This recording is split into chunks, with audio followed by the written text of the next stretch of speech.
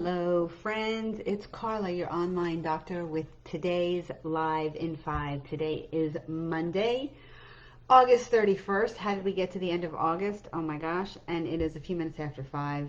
Sorry about that. So one of the biggest questions asked lately is, why do some people manage the coronavirus infection unscathed? Right? Why do some people get sick and some people don't? So one of the reasons the virus has spread so quickly is that for the first days of the infection, people feel healthy, right? So they are out and about unknowingly passing the virus along to others. But for some, they are simply pre-symptomatic, and we've talked about this before, meaning they will begin to have symptoms at some point in their infection and at different degrees. So mild infection versus getting sicker or sicker. But the mysterious group remains to be the asymptomatics, the ones who never have symptoms.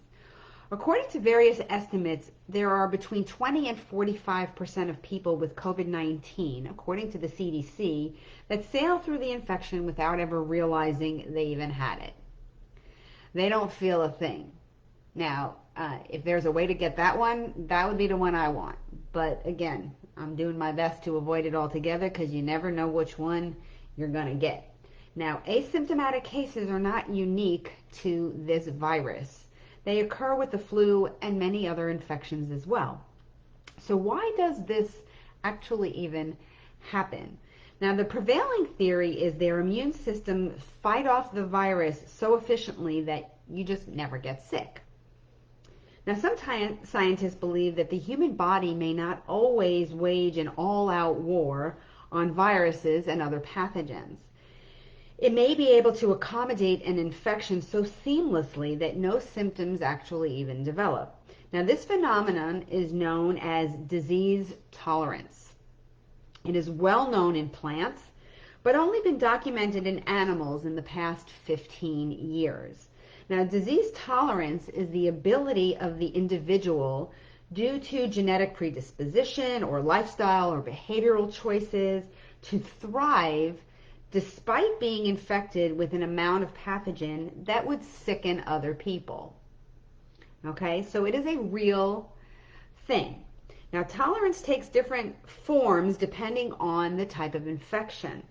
Metabolism may be adjusted to accommodate the infection. Gut microbes may shift to prevent or repair tissue damage, for example. All kinds of things could be happening. Now, at least 90% of people infected with tuberculosis don't ever get sick. Okay, the same is true for 1.5 billion people around the world who live with parasite infections.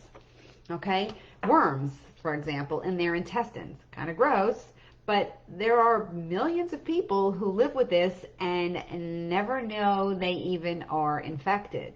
Now, much is still unknown about why there is such a wide range of responses to COVID-19. Scientists believe some people may be better at scavenging toxic byproducts of the infection or repairing lung tissue faster, that sort of thing. Scientists studying disease tolerance talk about the hallmark of their experiments. It's called the lethal dose 50 test.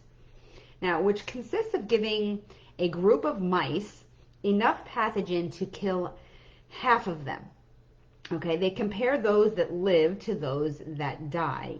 And surprisingly, the half that survive the lethal dose are perky. They're completely unaffected by the same quantity of the pathogen that actually kills the other group completely. Now, you would think that they would all get sick, and the ones that survive just don't get as sick and are able to manage it and will recover. But that's not the case. The 50%, the other half, never get sick, where the ones that die have the same amount of pathogen in their system, but they just can't handle it and they die. Now, asymptomatics with COVID-19 have similar amounts of pathogen in their bodies to those that get sick, but for some reason they stay healthy. Now, the science And research will be to find out what is happening in those healthy group, the asymptomatics, to keep them that way.